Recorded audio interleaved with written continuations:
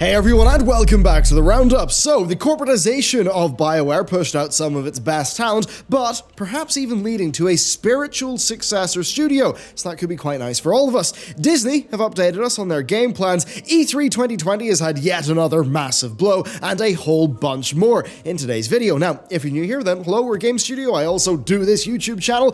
We do actually have a game on the way, and if you want to learn a little bit more about that, then head up the site down below, and the mailing list is really the place to be there.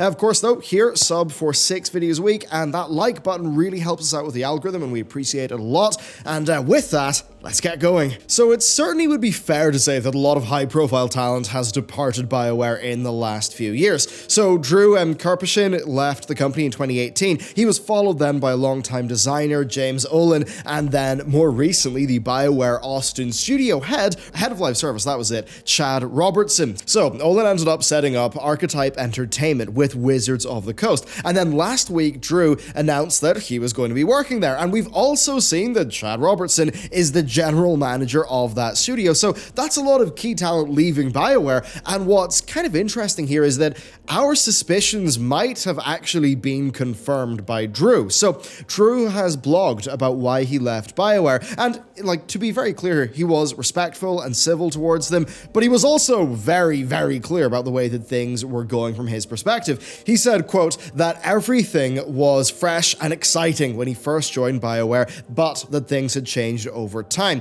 And as BioWare became, quote, more corporate, the team were less able to make what they loved and were instead, quote, pushed to create games based on market research. And basically, this erosion of the passion spelt the end of things for Drew, who wrote that his dream job became just a job. And that's a bit depressing, isn't it, when you think about it? And in some ways, it's not that surprising when you actually look at the direction that BioWare were going in. I mean, hell, even with, say, Mass Effect 3, you could really tell there that people did try their best to get that thing going, but with its absurd development timeline pushed by, the post-EA ownership, and there just could not have been that much room left for ideation on that game. Now, on the upside here, Drew has said that working at Archetype has rekindled his passion for games, and he feels like the studio's just like the early days of BioWare. Now, it's kind of fun. So Archetype are working on a still unannounced science fiction RPG with a narrative focus, which is exactly what I want to hear.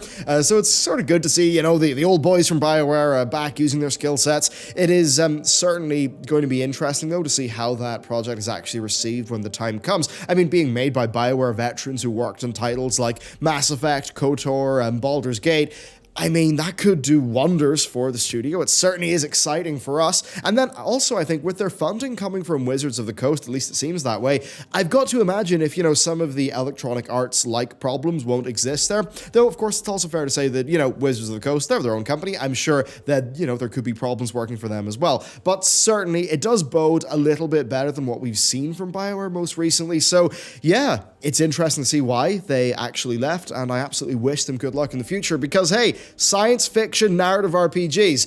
I'd like more of those, please. Moving on, E3 may be well and truly on the way out, and sure, it's been less and less important with every year, but 2020 seems like it could almost be a breaking point. I mean, the state of E3 2020, that's been a subject of debate ever since that embarrassing pitch deck appeared last year, and when they doxed their media attendees, which is a bit of a mistake, and then, of course, with Sony also opting to stay at home for a second year running. Well, E3 and the ESA, they cannot catch a break because Jeff Keighley has announced this week that he's not going to be attending the show. Now, you might think, oh, it's just some guy called Jeff, what's going on? Well, here's the thing. Keighley has participated in every E3 over the last 25 years, and his E3 Coliseum interview show was only added to the official billing in 2017, so, he's still hot stuff for E3. Now, he made an announcement via Twitter and then hung around a little bit to actually answer people's questions and elaborate on the comments, and basically said that he believes that E3, quote, needs to become more digital and global. He says he recognizes that while E3 as a brand means a lot to people, it shouldn't just be a show floor. Which, those things, they're just buzzwords. I don't think they mean that much. He didn't really go into detail about what he exactly thinks the conference is doing wrong, but he did tell GameIndustry.biz that he didn't feel, quote, comfortable with the publicly communicated plans for the show. So it's a bit weird, and it seems like his mind was made up after the draft version of E3's official site that included like an incomplete list of participants that was leaked earlier in the week. So it's an odd situation. He does emphasize, though, that his decision was not motivated by money. He said that honestly the negotiations didn't even get that far. And in fairness, I mean, does Jeff Keighley need more money? He's probably, just fine. I imagine that's not something he's going to be worrying about too much. So yes, E3 are definitely taking the hit. Sony are out. Keighley's hype, sort of hype man powers. The Dorito Pope himself, he's gone. That's a pretty large loss for an already struggling show. You've got companies like Microsoft and EA that do have a limited presence on the show floor, and then there's Nintendo, who have always just done a pre-recorded direct broadcast instead of a live presentation for the last few years. But that said, at least they're actually, at the show, though, as Nintendo were another company that were actually rumored at one stage to have been pulling out from this E3. But overall, it just seems like E3 is a bit of a has-been. The end of the day, everything's digital, everything's global. Why does it all have to be clustered into one big event? I think Keighley, by doing the Game Awards and then turning the Game Awards into a bit of its own mini E3 in terms of the announcements and the presentation, that was really a blow. There was then the Gamescom opening night, which again is another blow for what sort of made E3 unique and special. Really, I think a lot of this is just the times changing, but also that, as an audience member, you see those corporate press events, they suck. You see all those EA guys coming out with some famous footballer in a nice car. They're all basically just a bunch of out-of-touch twats in suits. I just don't think that resonates with audiences, and I think maybe Keighley is understanding that, because if you look at what he did at Gamescom and with the more recent Game Awards, they seem to be trying to be a little bit more aware of their audience, and maybe just that big money, glitz and glamour is just a little bit irrelevant with E3. Anyway, I suppose E3 2020 is still going to happen, and if it's a big embarrassment, I suppose we'll at least be there to laugh at it. The next up, we've got a game update from Disney, which I think is only really relevant because at this stage, Disney's just gobbled up half the IP that feckin' exists. So yes, they pulled out of game dev after, Disney Infinity kind of not really working out that well, and they've since said that their goal is to license to third-party studios, and that to that end, they now want to enter more and more partnerships, and they have called on developers to come and play with Disney's extensive catalog of franchises. Yes, they certainly have gobbled up many franchises, and probably to the detriment of most of them. Speaking of the 2020 DICE Summit, Disney Senior VP for Games and Interactive Experiences confirmed that their approach to games in the future is going to be through partnerships and licensing with other companies, and that they want to empower developers to do exciting things with their existing franchises. Oh, love corporate speak.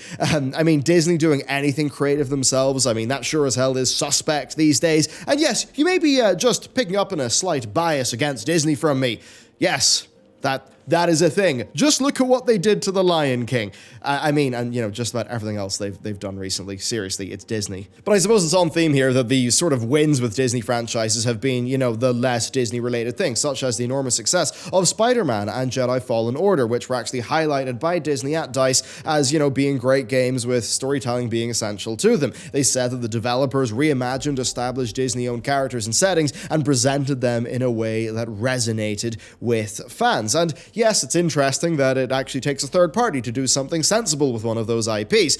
Nice one, Disney. So overall, Disney don't appear to actually want to do anything with games internally. Their development wing, of course, died a death with Disney Infinity in 2016, and they recently sold off the gaming assets that they acquired as a part of their 20th Century Fox acquisition. So yes, the future appears to be built on partnerships. Last year, CEO Bob Iger praised Disney's relationship with EA and Star Wars, which was quite funny at the time, but it's now sort of came good. He stated that Disney haven't been particularly good at self-publishing things, and in some ways he is right, but in other ways, you just have to look at their older back catalog, which had some really bright spots, and I think a number of ex-Disney devs at the time were a little bit ticked off with what Iger said at that stage. But anyway, I suppose that's almost proof of it, isn't it? That Disney just couldn't even handle the good talent that they had. So if this means that the good IPs that they own are being handed to actual creatives with good ideas, and we get more Spider-Mans and Fallen Orders, then yes, partnerships is probably the better way to go. Still, personally, I doubt that anything that creative or risky would come out of a partnership like this. I would expect just, above average, very well executed, but safe bet games. Then next up in Tencent acquisition news, it was this week announced that Tencent have acquired acquired a minority stake in Spec Ops: The Line developer YAGER. Now, this investment, somewhat like last month's Platinum Games investment, is going to allow YAGER to explore self-publishing their titles and to basically have the funding to add extra polish to their upcoming release, The Cycle. Now, the YAGER CEO, I think Timo Ullman, sorry if I've messed that up, said that they are humbled to join the games industry who's who that is Tencent's investment lineup. And I mean, yes, it's quite a lineup. But yeah, I mean, YAGER have made great games, but I doubt many will be thrilled at this. I mean, look, as I've said before, right, this is Tencent expanding their portfolio more globally. Now, I don't want a tinfoil hat, but there are times where it feels a little bit like a digital Belt and Road to just have investments all over the place. But that said, there's also a more simple explanation here, and that is that the Tencent home market, China, is prone to regulation from the party, and that if gaming is growing overall, then having a diverse portfolio of global investments, across the entire world, that would best position them to benefit from just gaming as a broad sector worldwide growing. So I think that's most of what's going on here, actually. And yeah, we just need to wait and see what it's actually going to be like with the investments like this. If it is just that it's a pure some monies came in, they have a little bit of, equity in the company, but don't have that much of a say, don't control the board of directors, things like that, then yeah, actually it could be just fine. But of course, there's always the worry that it would not be just fine and that some more control would be exerted. And at the end of the day, time's going to pass. We're going to see what's going to happen there. I mean, that's really all the analysis I can do at this stage. And then finally, a super quick update. So Animal Crossing New Horizons has had its ESRB rating changed to no longer contain microtransactions. That's just an important update from our last Roundup episode. As to why, I mean, look, who knows, but presumably the new rating is the accurate one. Maybe Nintendo axed some plans, or perhaps it was classified in error initially, but hopefully it is, just above board DLC that this game will get at some point if it is to get it, and that we don't see, Pocket Camp-like monetization in New Horizons. But anyway, that is it for today's Roundup. It's the last video of the week. If you want to check out yesterday's video, I think it's quite a good one, so you can check that out. Thank you very much for watching, and I will see you next time.